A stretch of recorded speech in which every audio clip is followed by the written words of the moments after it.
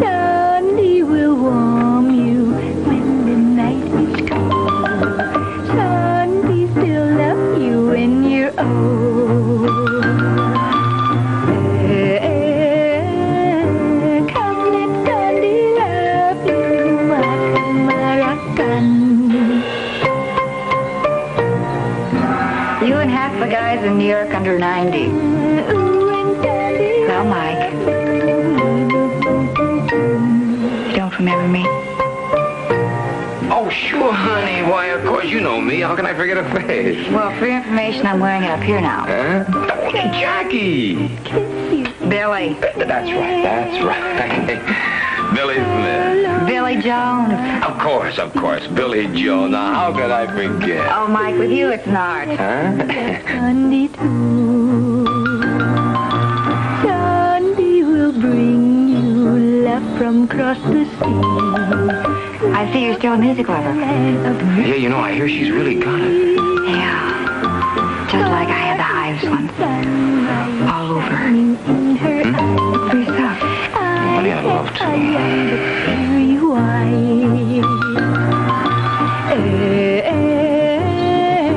Come let Sandy love you, Marakan.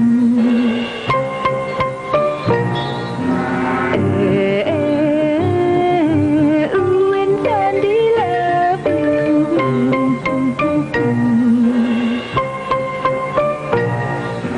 Sandy will please, or maybe Sandy tease.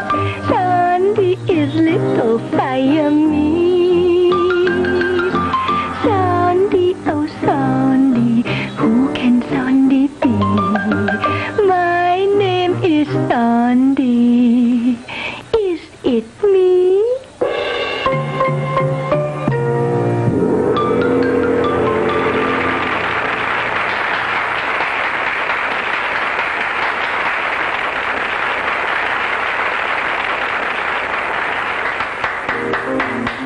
Sandy. Oh, you are wonderful. Thank you, Gary. Look, honey, I have to go back to school tonight, but I'll be in town over the weekend. Don't worry. I'll be waiting for you.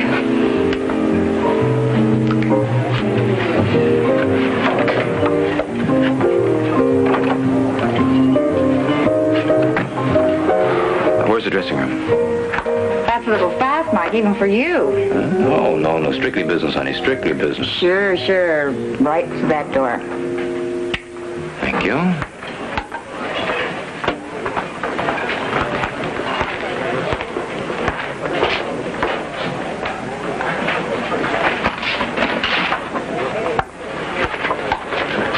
Hey, you! Hey, what's the big idea?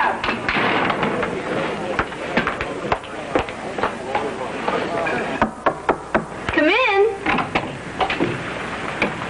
Hello. Yes? My name's Hammer, Mike Hammer. Gary Milford's mother asked me to come see you. I see. Good.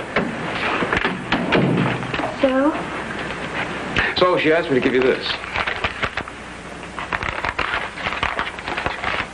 It's $5,000. All you have to do is sign this, agreeing to tell Gary to go peddle his papers, and the money's yours.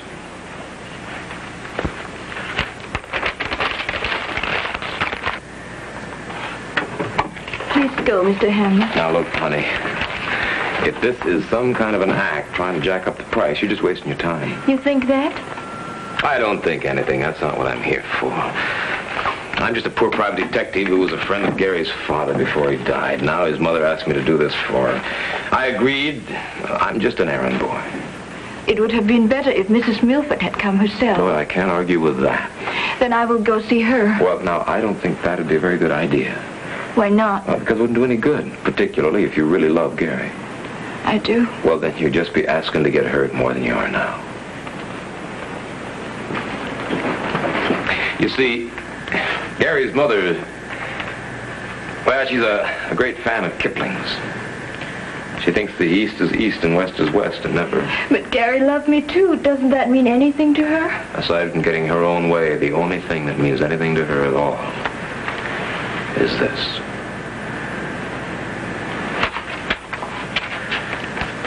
Sorry, honey.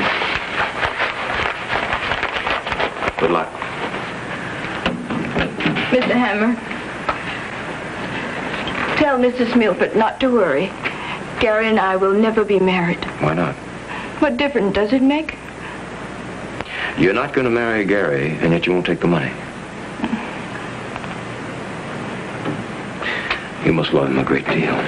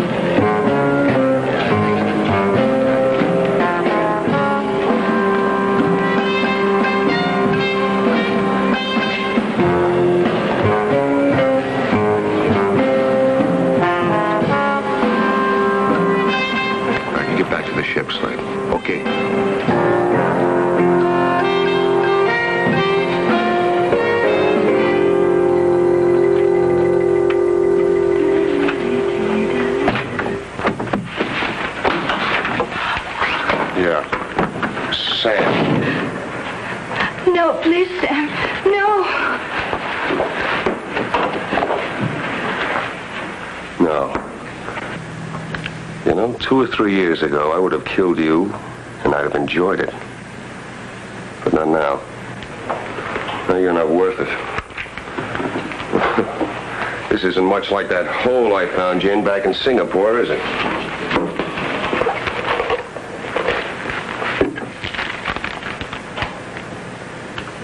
There's over $60 here. That's more than you ever had in your whole life when I first knew you. How much more have you got? How much? A little $300. Where is it? In the bank. All right, tomorrow you get it out for me. Then we'll talk about you getting some more. I can't get any more. You can if you have to. And if you don't want me telling what I know about you, you have to. I'm on the Moonwind out of Hong Kong now. We're taking on cargo. I'll be here for 3 or 4 days. That'll give you plenty of time. Looks like a nice, comfortable bed, honey. No, you can't stay here. Why not? You're still my wife.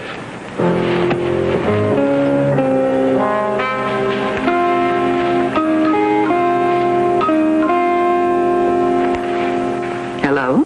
Mrs. Milford, this is Sandy. You want to see me? About what? But Mr. Hammer returned the money to me. And he said that you told him... I've changed my mind. I want the money. I have to have it. If you don't give it to me, I'll have to tell Gary. It won't be necessary to tell Gary anything. The money will be waiting for you here whenever you wish to pick it up.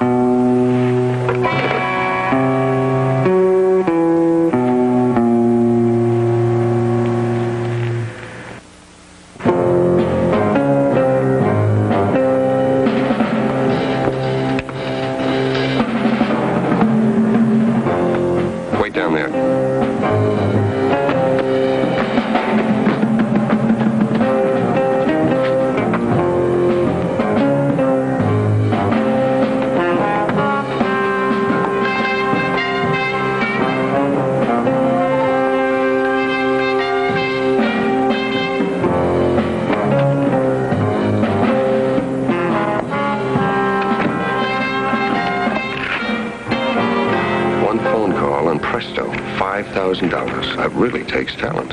And I've been thinking, a man would be a fool to walk away from a wife like that. You promised. Did I? I forget.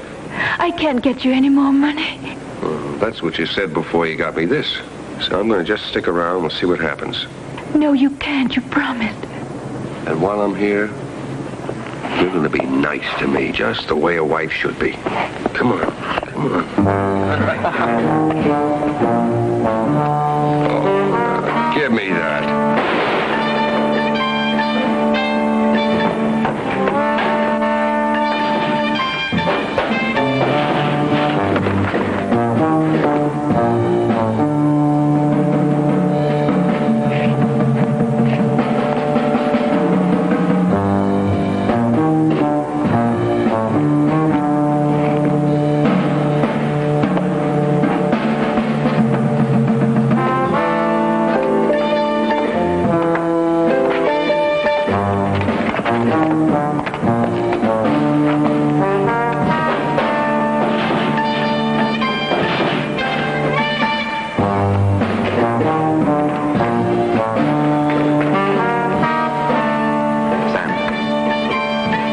Slade.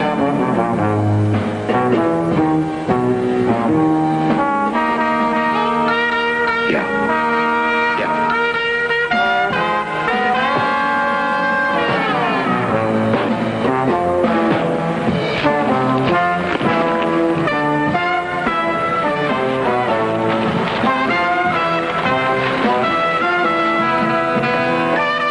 Morning, the news of Sam Oxman's murder and the arrest of Sandy was the top story in every newspaper in town.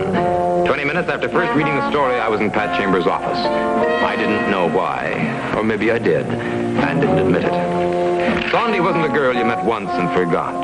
That was part of it, I guess. But there was more. I felt I had to do something to make up to her for the dirty job I'd tried to do for Sarah Milford. Well, what am I doing here, holding an open house? It's a waiting room outside, you know. Now, is that any way to greet a cash customer? What are you going to do for me now? I want to see Sandy. You know her, too? Yeah, slightly. Looks to me like she could use a little help. More than you've got to give, Bub. What's the story? Read it. No, that's your story. What's hers? She admits shooting him. Say, aren't you picking and choosing your words a little, Patrick? Meaning what? Meaning I know the difference between shooting and killing. It amounts to the same thing. Medical examiner says Oxman didn't die from a bullet wound, but from a skull fracture. Yeah, caused by the fall down the stairs. Which was caused by the bullet wound. Yeah, well, tell me more. I got an appointment with the DA. You'll get the rest from her. Well, you mean that I'd really get a chance to see her? I'll have her sent to room 5 to get 15 minutes. Well, gee, thanks loads. You know, you're wasting your time and hers. Well, we're both young. Thank you, Pat. I got Sandy's story, not just about what happened the night before, but from back when it really started. 5 years before, when she was way down on her luck and married Sam Oxman. How it turned out to be a nightmare and how she managed to run away from him, go to school, and eventually come to this country as a student. And you lied about being married. I had to get the passport and visa. All right. Let's go back to last night. Why did you meet Oxman outside the stage door between shows? To give him the money. What money? The $5,000 I got from Mrs. Milford. What? I had to do it. It was the only way I knew to make Sam go away and leave me alone. Oh, I see. All right, honey. You just keep that pretty little chin up, huh?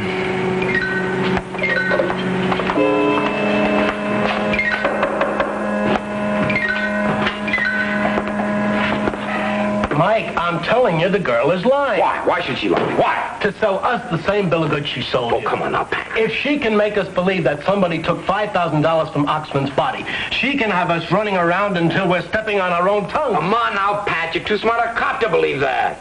I'm too smart a cop to believe anything but the facts. All right, get the facts. Call Sarah Milford. Ask her if she gave Sandy $5,000. I've already asked her. And what'd she say? She didn't give Sandy a thin dime.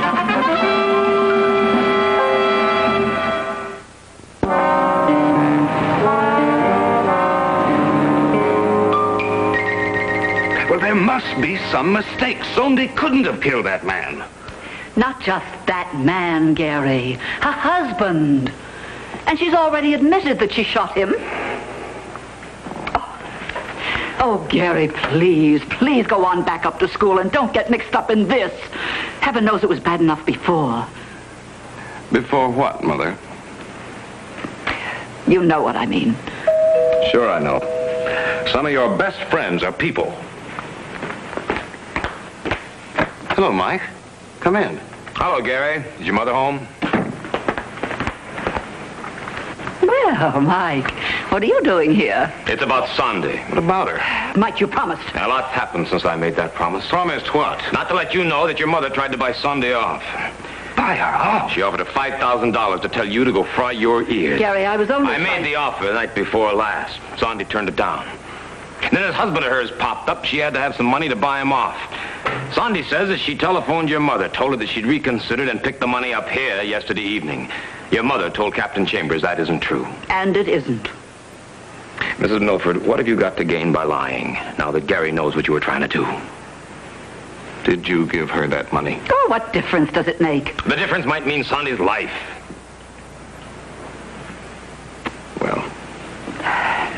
All right. Yes, I did give it to her. But I told Captain Chambers I hadn't because I don't want us to get involved in this filthy mess. Oh, Gary, I was only doing it for you, to try to keep you from ruining your life over this girl.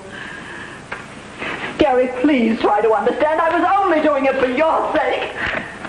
Mike. Gary went back to police headquarters with me. While he visited Sondy, I had another session with Pat. He was willing to concede that Sondy had told the truth about giving Oxman the $5,000, but he refused to admit that the missing money was as important as I thought it was. Mike, anybody could have taken the money. Some stumble bum wanders into the alley, trips over Oxman's body, sees the money, pockets it, and stumbles off. Oh, where do we start looking? Who do we start questioning? On Oxman's ship. There's a crew of over 40 on that ship, and it's scheduled to sail at midnight. Can't you stop it? On what evidence? On what evidence? All right, so Mrs. Milford did give Sondy $5,000, and Sondy did give it to Oxman. But we've only got her word for that. The fact that you and I believe it doesn't make it evidence. What you mean? I mean I won't stop the ship. Yeah. Pat was right. Before he could cut through the red tape he'd run into to keep a British ship from sailing, the freighter would be halfway back to Hong Kong. With the kind of odds I was bucking, one starting place was as good as another. I picked the Club Orient. The club was just getting ready to open for the supper trade, but without its star attraction, it seemed a cinch it would be about as busy as an undertaker at a health resort. Hi, Mike. I was just thinking about you. Look, there won't be enough people around here tonight to work up a game of solitaire, so why don't I take off and then we could... Yeah, just relax now. I just want to talk to you. Oh, great. I know just the spot. It's about Sam Oxman. Have you ever seen him in here? Not as far as I know. Oh. It's a little place down 8th Avenue. Yeah, look, I was hoping you might have seen him in here with somebody. No, I just saw him there once when he was lying out in the alley before the meat wagon picked him up. Look, it's called the Booby Trap. Come on. Oh, what is? The place we're going to go talk. Oh, honey, we're all through. We are? Uh-huh. Well, if you don't want to talk, we could go up to my place and... What happened here? You mean Sandy's picture? Yeah. I don't know. Some creep tore it off the other night, and we just haven't gone around and put another one up. Guess we won't have to now. Who was the guy, you know? Took the picture? Yeah. I don't know. Souvenir hunter, I guess. Now, they take anything. You won't believe this, but one night I lost my... I'll just bet you did. Tell me, honey, what was he like? What did he look like? I thought you saw all through talking. Come on now, answer me. Okay. He was a sailor, a merchant marine. Yeah. When? What did he look like? Well, I didn't get too good a look at him, but he was about medium height, and he sort of dark, and he had high forehead, and he had big, broad shoulders, and I really can't tell you anything else. Thank you. Oh, there is one more thing I could say, but I'm too much of a lady. Billy's description wasn't much, maybe it wasn't anything, but I had to take what I could get. The SS Moonwind was docked on the Hudson River near Midtown. I braced the captain with the description Billy had given me. The captain started out by naming 5 men it could fit, but the more we talked, the smaller the list became until we were talking about one man, a deckhand named Jack Slade. The captain asked that Slade be sent to his cabin, but there my luck ran out. Slade wasn't aboard. He was out in the town somewhere and didn't have to report back until just before the ship sailed. I went back to the Club Orient and drafted Billy to help me with the stakeout I planned on the dock near the Moonwind. You don't have to draft me, Mike. I am Liz. Oh, let's take my car. It's almost out of gas.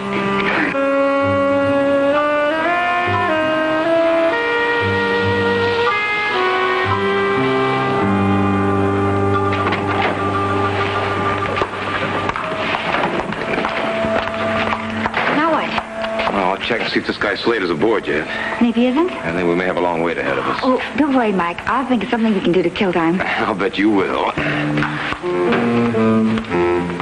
Slade hadn't returned.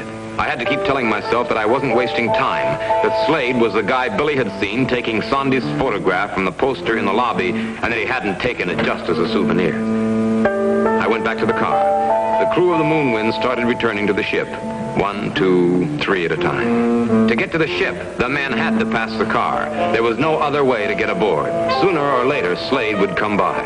But he was making it later, and later, and later. And Billy was making it tougher and tougher to keep her happy. The only solution was to be happy right along with her. Mike? Mm-hmm. That was him. Who? The guy that just passed. Where?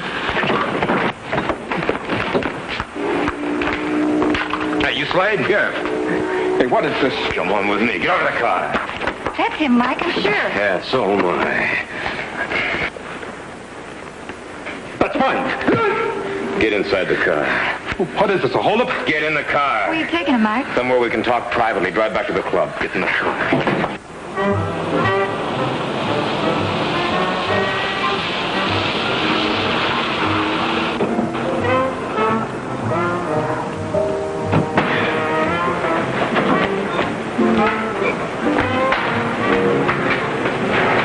What are you bringing me here for? What, no look familiar? No. No? Get upstairs, Hank. Go on, run.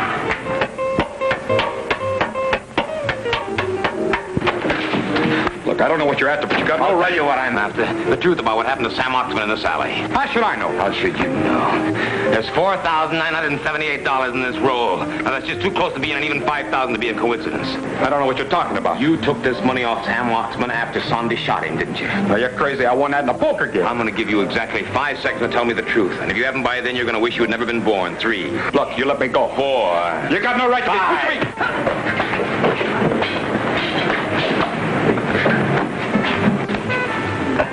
1, 2, 3, 4, 5.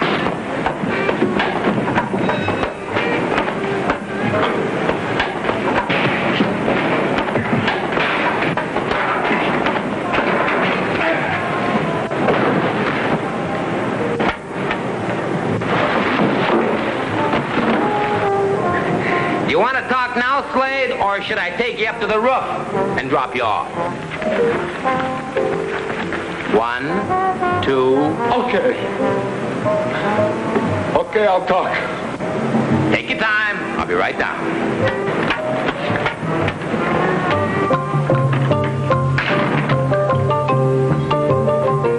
Sandy's trouble with the police was straightened out the next day. Her problems with the immigration authorities took a little longer, but a marriage license wrapped that up.